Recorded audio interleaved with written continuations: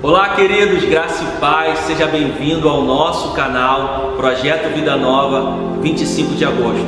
Você vai assistir uma das nossas mensagens gravada em uma das nossas reuniões. O meu desejo é que você seja muito abençoado e que Deus fale tremendamente ao seu coração.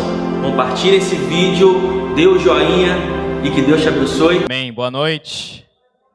Boa noite. Que bom nós estarmos na casa do Senhor mais uma vez para aprender com a sua palavra, para aprender com tudo que Ele tem para nós. Nós estamos em uma campanha de 7 semanas sobre confrontos que nos fazem crescer. E eu acredito que nessa noite Deus vai nos fazer crescer através da sua palavra mais uma vez, em nome de Jesus. Você acredita nisso? Diga amém. Amém. Quando nós estamos em confronto e nós entendemos que a nossa vida é feita de confrontos, e quando nós temos um ano que tem uma palavra voltada para isso, um ano de confrontos, nós temos ali um tempo de sinais, prodígios e maravilhas. E é importantíssimo que nós nos lembremos de que existe um processo muito claro no confronto. Existe a preparação para o confronto, existe o momento do confronto e existe o pós-confronto. E quando nós pensamos na preparação, assim como a preparação para qualquer coisa que nós vamos fazer, eu como professor e treinador de muitas pessoas, vamos colocar assim, eu normalmente comento que a preparação, ela é no mínimo 50% do sucesso que você tem na batalha que você enfrenta, seja numa aula que você dá, seja numa palestra que você vai apresentar, seja num trabalho que você vai apresentar na escola ou no seu trabalho. Uma boa preparação te dará suporte para uma boa apresentação, para uma boa batalha, e a sua vitória é muito mais certa se você tiver uma preparação bem-sucedida. Então, que nessa noite nós possamos nos lembrar da importância da nossa preparação como cristãos para os confrontos que vêm, para os confrontos que virão, confrontos que muitas vezes não dependem de nós, confrontos que muitas vezes simplesmente aparecem na vida da gente e a gente não tem como controlar. Mas se nós tivermos uma preparação prévia, quando o confronto vier, nós estaremos prontos. Eu me lembro de uma vez em que eu estava lendo a história de um lenhador e ele falava o seguinte: é mais ou menos assim que diz a história, me dê 5 horas para cortar uma árvore. Eu vou passar 4 horas afiando o machado. De 5 horas que ele vai ter para cortar uma árvore, ele vai passar 4 horas só afiando o machado. Porque ele sabe que quanto mais afiado estiver o machado, quanto melhor a preparação dele, mais rápido ele vai vencer a batalha. Mais rápido ele vai vencer o confronto contra a árvore. Se o machado não estiver afiado, ele vai demorar muito mais. E a palavra que fica para nós, então, é a palavra diligência. A diligência é uma atitude conectada com a inteligência. Meu irmão, Deus te deu inteligência. Deus te deu inteligência para viver confrontos. Deus te deu uma mente sarada, uma mente, como diz a palavra, eu tenho a mente de Cristo. Deus te deu uma mente preparada para aprender, para que você tenha confrontos e vitórias nos confrontos que você vai viver. E nós vamos ver isso na palavra de Deus, por isso eu peço que você abra comigo no livro de Gênesis, capítulo 12, do versículo 1 até o versículo 3. Gênesis, capítulo 12, do versículo 1 até o versículo 3. Então o Senhor disse a Abrão: saia da sua terra, do meio dos seus parentes e da casa de seu pai, e vá para a terra que eu lhe mostrarei. Pode passar? Farei de você um grande povo e o abençoarei. Tornarei famoso o seu nome e você será uma bênção. Abençoarei os que o abençoarem e amaldiçoarei os que o amaldiçoarem. E por meio de você todos os povos da terra serão abençoados. Linda é a palavra do Senhor, linda é a promessa que Ele entrega para Abrão. E em primeiro lugar, lembre-se do seguinte: quando Deus dá a você uma palavra, e eu acredito que Ele tem dado palavras a você neste lugar, E eu acredito que enquanto você está aqui ouvindo a palavra do Senhor, Ele fala com você através da sua palavra, Ele fala com você enquanto você está ouvindo a mensagem. Lembre-se de que quando Deus dá a palavra, Ele também te dá a promessa. Quando Ele deu a palavra a Abraão, saia da sua terra e vá para a terra que eu lhe mostrarei. Ele deu a palavra, Ele deu a ordem, mas Ele também deu a promessa. Quando você fizer aquilo que eu estou mandando, eu vou fazer de você uma grande nação. Eu vou te abençoar. Aqueles que te abençoarem serão abençoados. Aqueles que te amaldiçoarem serão amaldiçoados. Eu estarei com você, eu serei o seu Deus e você será o meu povo.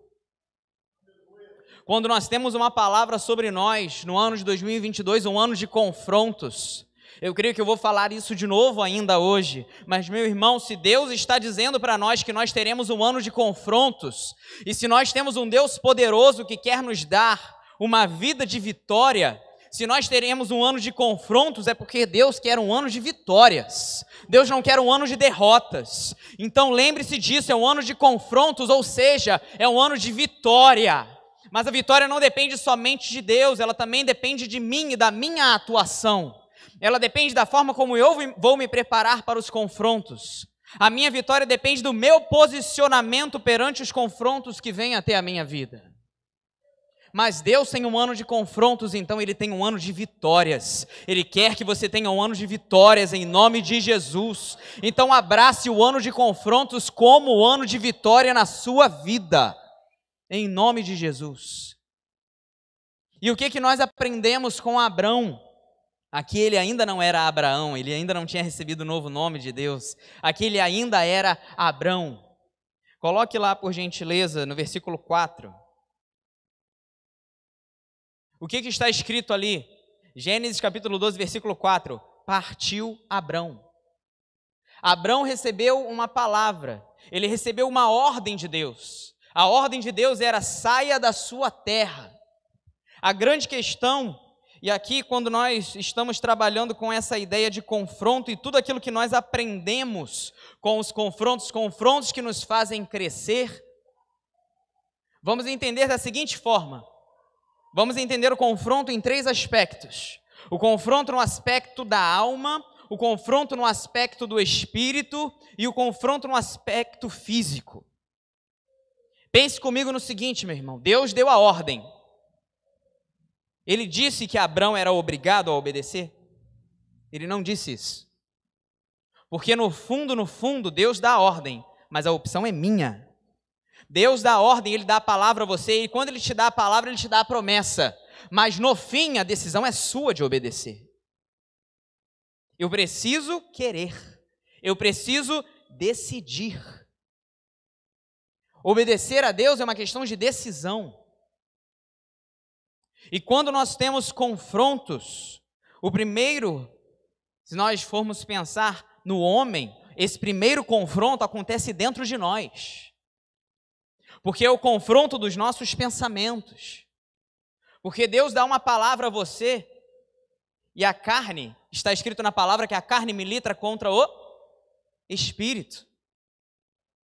A nossa carne não quer obedecer a Deus. É por isso que as pessoas dizem que a carne não se converte. É a minha decisão obedecer ao Senhor. Abrão recebeu uma palavra de Deus. Abrão, saia da sua terra. Você tem recebido palavra de Deus nesse lugar. O que nós temos feito com a palavra que Deus tem depositado na nossa vida como igreja e na nossa vida individualmente? Porque nós temos uma direção como igreja nesse lugar. Nós temos uma direção de que nós vamos para um novo templo. Será que nós temos vivido de acordo com essa palavra? Será que nós temos obedecido? Será que nós temos decidido obedecer? Deus tem uma direção para cada um de nós, para os empresários deste lugar, meu irmão. Deus vai te dar orientação para o seu negócio. Obedeça a orientação que Deus vai te dar para o seu negócio nesse lugar, porque se Ele te plantou aqui, é aqui que Ele vai te dar a palavra. E quando Ele te der a palavra, Ele também vai te dar a promessa, porque uma vez que você obedece, a bênção do Senhor enriquece. E ela não traz peso. Olha que coisa linda é a palavra do Senhor. E Abrão decidiu. É muito interessante porque ali Abrão recebe a promessa, ele recebe a palavra e diz no versículo 4, partiu Abrão. Não está escrito, Abrão questionou, Senhor, como é que o Senhor vai fazer isso? Senhor, como é que vai acontecer? Senhor, será que? Senhor, será que? Senhor, me dá provas, assim como a linda pregadora da semana passada disse aqui neste lugar sobre Gideão. Me deram o microfone na mão, vou puxar o saco mesmo. O que nós vemos é que Abrão já tinha uma revelação de quem Deus era. Sabe o que é muito interessante que a palavra de Deus diz, e até eu fui conferir isso em uma Bíblia em ordem cronológica, mas o curioso é que quando nós lemos aqui Gênesis capítulo 12, em que Deus chama Abrão e diz, Abrão, saia da sua terra, o que nós aprendemos pela palavra no capítulo 12 é que ele está ali, ó. Abrão tinha 75 anos quando saiu de Harã. E aí a gente fica pensando, fica aparecendo pela passagem, que ele estava em Harã quando recebeu essa palavra. Mas então, quando nós abrimos a própria palavra de Deus em Atos, coloque para mim, por gentileza, Atos capítulo 7, versículo 2. Lembre-se disso, meu irmão, a palavra explica a própria palavra. Se você quiser entender a palavra de Deus, leia a palavra de Deus. Muito melhor do que qualquer Bíblia de estudos, não que ela não seja importante, por favor, não entendam errado. Comprem Bíblias de estudos, eu tenho uma aqui e leio aqui com frequência. Mas a palavra explica a própria palavra, olha só o que está escrito. E a isso ele respondeu. Quem respondeu? Estevão. Estevão respondeu assim quando foi questionado, irmãos e pais, ouçam-me, o Deus glorioso apareceu a Abrão, nosso pai, estando ele ainda na Mesopotâmia, antes de morar em Harã,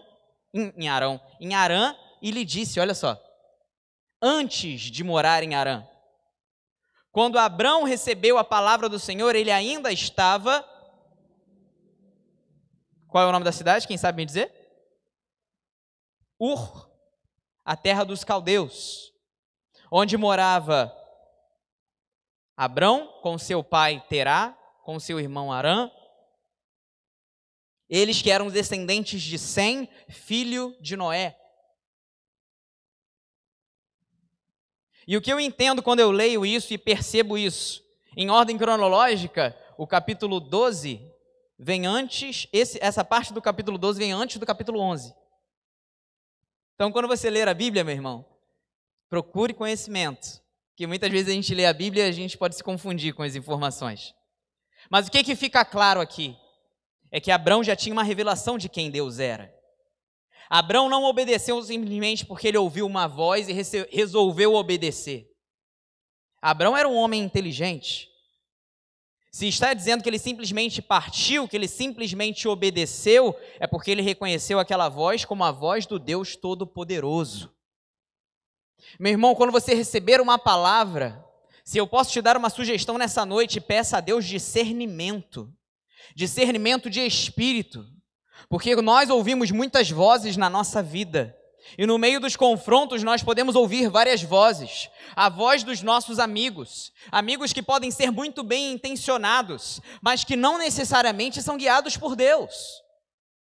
A voz da economia, a voz dos políticos, a voz dele, a voz daquele, meu irmão, você precisa ouvir a voz de Deus e ter certeza de que é Deus que está falando com você. Quando você tiver essa convicção, você fará como Abrão, ele simplesmente partiu.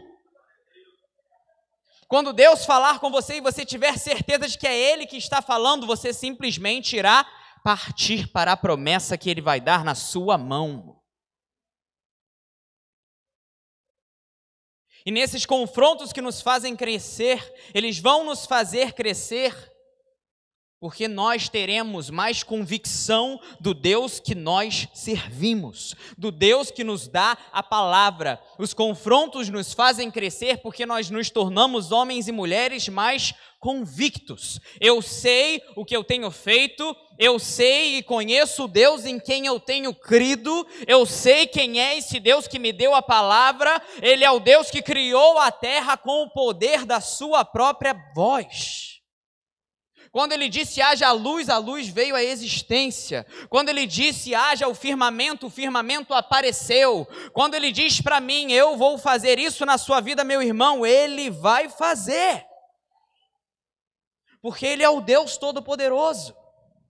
Porque ele não é homem para que se arrependa. Não é filho do homem para que minta. Ele é o mesmo ontem, hoje e para sempre. Então cresça nos confrontos, cresça na intimidade com Deus e cresça porque você terá mais convicção de que você tem ouvido a voz de Deus. E lembre-se disso, a guerra começa na sua mente, a guerra começa nos pensamentos. Assim como o livro que eu recomendo a todos que conversam comigo sobre isso, Campo de Batalha da Mente, da pastora Joyce Meyer. Leiam esse livro. A batalha começa na mente. E aqui eu começo a conectar a ideia de um crescimento da nossa alma com um crescimento espiritual. Porque o ataque que nós sofremos do maligno, nesses confrontos que aparecem na nossa vida, ele começa no mundo espiritual. Existe toda uma atmosfera, toda uma arquitetação. Espero que essa palavra exista, porque eu não me lembro, mas espero que sim. Existe um plano para impedir que você alcance as vitórias nos confrontos. Quando Abrão recebeu essa palavra, ele estava em Ur dos Caldeus, e Deus disse a ele, vá para a terra que eu vou te mostrar. E está dizendo ali, ele partiu. E quando ele partiu em direção a Canaã, a terra da promessa. Mas também está escrito na palavra que ele parou na terra de Harã. Até que o seu pai Terá morresse naquela terra, ele não foi para a terra de Canaã. Meu irmão, as coisas não acontecem por acaso. E nós precisamos ter essa compreensão. O que eu imagino, o que eu entendo é que a batalha que nós vivemos espiritualmente, ela acontece todos os dias. Por quê? Porque o diabo não brinca de ser diabo. Quando que ele quer destruir você? Essa semana sim, na outra ele vai te dar um descanso? Mentira! Porque se você acha que você está tendo descanso, é porque ele está pensando em um plano maior ainda para te derrubar. Assim como está escrito, nós devemos pregar a tempo e a fora de tempo, amém? Na cartilha do diabo deve ser assim, eu vou tentar o homem a tempo e a fora de tempo. Porque ele não para. E ele fez de tudo para impedir Abrão de viver a promessa. Ele fez de tudo para atrasar os planos de Abrão. E Abrão teve que vencer muitas batalhas. A batalha na sua mente, chegando a uma decisão de obedecer à voz do Senhor. Abrão viveu um confronto no mundo espiritual. Por quê? Porque Ur dos Caldeus, que era a cidade de onde ele saiu, era uma cidade marcada pela idolatria. Abrão foi criado em uma terra idólatra. Uma terra onde Deus não era prioridade, onde havia outros deuses. Ele foi criado pelo seu pai, que adorava outros deuses. Os seus irmãos adoravam a outros deuses. Ele foi criado neste ambiente. E este ambiente, com certeza, o influenciava. E tinha potencial para desviá-lo dos projetos que Deus tinha para ele. Não é à toa que Deus o tirou daquele lugar. Quando Deus estava falando, saia da terra onde você está, o que Deus estava falando é, saia deste ambiente de idolatria, porque isso não vai fazer bem para você. Porque esse ambiente espiritual não te faz bem. Meu irmão, tenha cuidado com os ambientes onde você está, porque espiritualmente eles têm um peso sobre a sua vida. E aqui eu aproveito para puxar a sardinha para a escola bíblica dominical. A partir do próximo domingo, nós teremos aqui estudos sobre batalha espiritual. Nessa igreja, não falte, não deixe de vir. Vem aí a nova temporada da escola bíblica dominical. Batalha espiritual, todo domingo, 9:30 da manhã. Amém? Não perca. Deus tem algo para ensinar a você pela sua palavra em relação à batalha espiritual, para que Ele proteja você, para que você saiba batalhar espiritualmente. Os confrontos vão te fazer crescer espiritualmente, porque você vai aprender quais são as armas espirituais que você deve usar, o momento em que você deve usar, qual é o inimigo que você enfrenta, porque o homem não luta contra a carne, ele luta contra os espíritos, os principados, as potestades, os espíritos malignos. Essa é a nossa batalha, e ela se manifesta no mundo físico. Guarde isso, você precisa estar pronto para a batalha espiritual que você vai enfrentar. Os confrontos vão te fazer crescer, porque você será um homem adulto espiritualmente.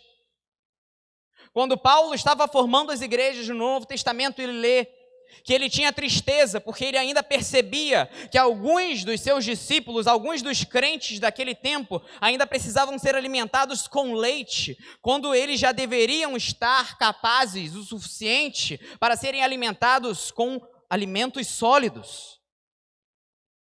Nós precisamos crescer.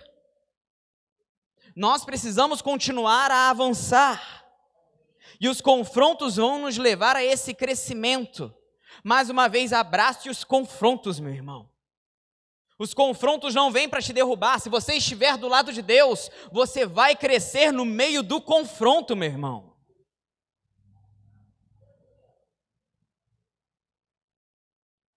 Sabe aquele papo do coach? O coach fala assim: o avião só voa porque vem o vento contrário. Quem já ouviu isso aí? Mas é verdade.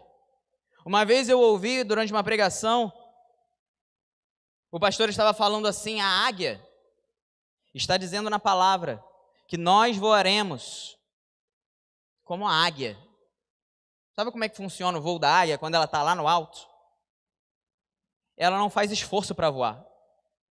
Ela só abre as asas. E o vento contrário faz com que ela permaneça no alto.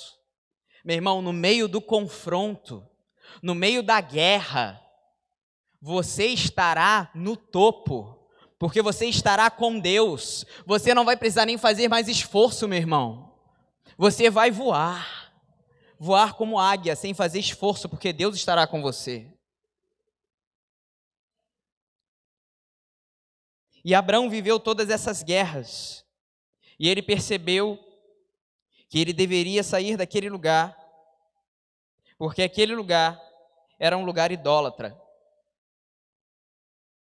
Quando nós pensamos na separação que nós temos da idolatria, nós pensamos na nossa santificação, ou seja, na nossa separação. Nós somos chamados para ser santos, assim como Jesus é santo. Santo significa separado. Nós precisamos nos separar do mundo, nós precisamos nos separar para Deus.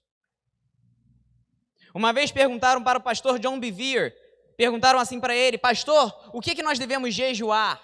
Para quem está aqui fazendo o treinamento já sabe da resposta, aí vocês aí, ó, treinamento aí de colaboradores, terra. Pastor John Bevere falou assim: você deve jejuar de tudo aquilo que tira a sua fome de Deus. E é claro que eu entendi o que ele estava falando. Quando nós pensamos no jejum bíblico, é o jejum de alimentos. Mas o que ele estava dizendo é: você deve jejuar, você deve se separar de tudo aquilo que tira a sua fome de Deus. Então nós percebemos que tudo aquilo que tira a nossa fome de Deus se transforma em um ídolo. Agora, e aí quando eu estava orando e pensando com Deus: Deus, quais os exemplos que o Senhor quer que eu dê? Existem os exemplos muito simples de idolatria. Quando você pensa mais no seu time de futebol do que em Deus, o time se transformou num ídolo. Quando você vê mais televisão do que prioriza o seu tempo com Deus, a sua televisão se transformou em um ídolo. Agora, o exemplo mais forte que Deus me deu foi em relação ao nosso trabalho. Quando o seu trabalho é mais importante do que Deus, o seu trabalho se transformou em um ídolo. E isso para mim é muito forte, porque muitas vezes a gente passa mais tempo no trabalho do que a gente passa tempo com Deus. E eu entendo isso. E eu tenho certeza de que Deus entende isso também. Mas o que Ele quer dizer é: tudo que a gente faz carrega uma mensagem. Tudo que a gente faz carrega o nosso entendimento. Tudo que a gente faz transmite uma mensagem para Deus. Então, se eu passo muito mais tempo pensando no meu trabalho, trabalhando, e eu nunca tenho tempo para Deus, qual é a mensagem que eu estou dando para Deus? O meu trabalho tem mais condições de me sustentar do que o Senhor tem.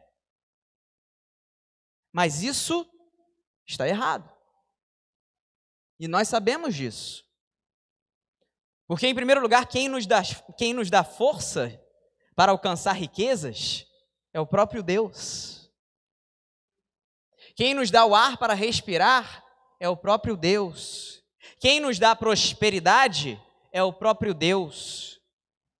Quem nos deu o nosso trabalho foi Deus. E muitas vezes nós priorizamos a bênção de Deus e deixamos o Deus da bênção de lado. Fica a frase de efeito aí, bota aí no caderninho. Falou o diácono Lívio. Mais vale o Deus da bênção do que a bênção de Deus. Mas é isso. E por que isso acontece? Por que Deus batalha tanto por nós? E por que o diabo quer tanto acabar conosco? Porque ele quer que eu e você, que todos nós estejamos frios. E essa foi a palavra mais forte que Deus me deu quando eu estava pensando nessa pregação. Eu quero que você guarde isso com muito carinho. O diabo quer que você esteja frio. O frio é aquele que não tem serventia, pensando no que a palavra de Deus diz. O frio não tem serventia, ele não consegue alcançar o propósito do Senhor. Guarde isso no seu coração. O diabo não vai se importar com você dentro da casa de Deus se você estiver frio. Porque enquanto você estiver frio, mesmo que você esteja sentado dentro da casa do Senhor, você não vai conseguir fazer nada de eficiente no reino de Deus. Mas a partir do momento em que você é guiado pelo Espírito Santo do Senhor, a partir do momento em que você se posiciona como Abrão se posicionou, a partir do momento em que você recebe uma palavra do Senhor e você vai em direção a essa palavra sem olhar para trás, a partir do momento em que o Espírito Santo aquece você como o fogo do Senhor, você deixa de ser frio e aí o diabo começa a se incomodar com a sua vida. Nós fomos chamados para sermos cheios do fogo do Senhor. E por que nós podemos dizer isso? Porque nós fomos chamados todos para sermos filhos de Deus. E o que diz a palavra do Senhor é: aqueles que são guiados pelo Espírito de Deus, estes são os filhos de Deus. Meu irmão, se você é guiado pelo Espírito, você é filho. Se você é guiado pelo Espírito do Senhor, você está cheio do fogo de Deus. Quando nós estávamos no monte ontem, e nós tivemos uma visitação do Deus Todo-Poderoso naquele lugar, nós sentimos a unção de Deus naquele monte, nós todos fomos cheios do fogo do Senhor, nenhum homem naquele lugar conseguiu ficar calado ontem. Todos os homens estavam adorando, os homens estavam pulando, os homens estavam marchando, os homens estavam adorando, porque na presença do Senhor e do fogo de Deus, nós somos capacitados pelo Senhor e somos filhos de Deus. Você foi chamado para ser filho, membro da família real. O seu Deus é o general, o seu Deus é o rei, você é o príncipe, você é a princesa. Você foi chamado para ser rei, viver como sacerdote, sacerdócio real na casa do Senhor.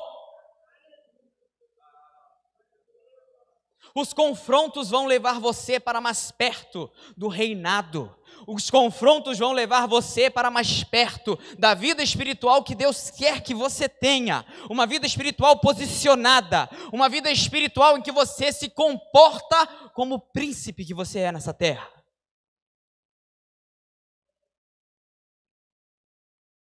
E por fim, os confrontos vêm e se manifestam no mundo físico.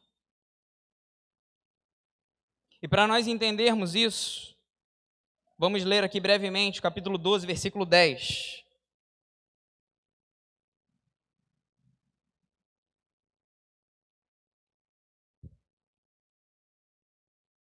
Veja comigo o seguinte: houve fome naquela terra. Que terra era essa? Canaã. Abrão chegou à terra de Canaã. Ele chegou à terra da promessa. Mas, em primeiro lugar, havia povo naquela terra. Aquela terra não estava desabitada. E ele chegou àquela terra. A questão é, aquela era a terra da promessa. Aquela era a terra que Deus tinha para ele. Quando ele chegou lá, Deus disse: essa terra é a terra que eu vou te dar. O que Abrão fez? Ele ergueu um altar naquele lugar. Um altar que funciona como símbolo, que funciona como marco, que funciona como lembrete de que Deus tem promessa para mim neste lugar. Neste lugar eu vou erguer um altar para me lembrar das promessas que Deus tem para mim. Mas mesmo na terra da promessa, houve fome. E quando nós pensamos que Deus permitiu, porque se houve fome, meu irmão, e se eu creio em um Deus que tem controle de tudo, Ele sabia da fome. Ele permitiu que a fome chegasse. Ele permitiu que a fome chegasse até a terra, muito provavelmente pelos pecados do povo que habitava naquela terra, mas também para dar a Abrão um confronto, para dar a Abrão um teste. Porque você chegou à terra que eu disse para você que te daria. A terra onde você vai se tornar uma bênção, onde você vai se multiplicar. Eu vou fazer de você, a partir dessa terra, pai de multidões. Não foi isso que ele disse? Mas nessa terra há fome agora. Então qual era o teste para Abrão? O teste de fé. Nos confrontos que nós vamos enfrentar, Deus vai aumentar a nossa fé.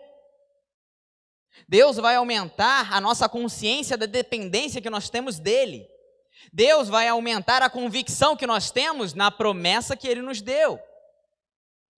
E aí nós ficamos pensando, por exemplo, quando o povo estava lá, agora pensando lá na época de Moisés, quando o povo estava lá no deserto e eles estavam passando necessidade, não tinham comida, o que eles começaram a falar? Vamos voltar para o Egito.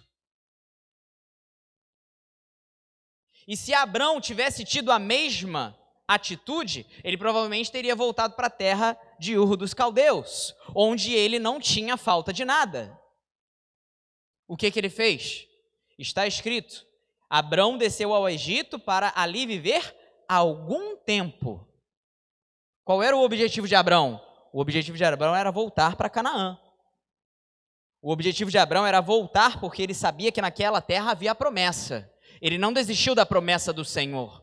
Meu irmão, se em algum momento da sua vida os confrontos te levarem para um outro lugar, não se esqueça das promessas que Deus te deu, porque as promessas que Ele te deu não se acabaram. As promessas que Ele te deu não morreram. Se Ele te deu promessa, se foi Ele que falou, se você tem convicção de que a promessa veio do Senhor, não desista da promessa, porque Deus não desistiu dela. E talvez em algum momento Ele deixe a sua fé ser provada. A cada vez que a minha fé é provada. O que diz a palavra? O que diz a canção?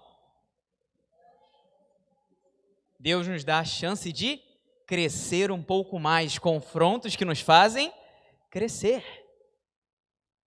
E a nossa fé é provada, a fé de Abrão foi provada.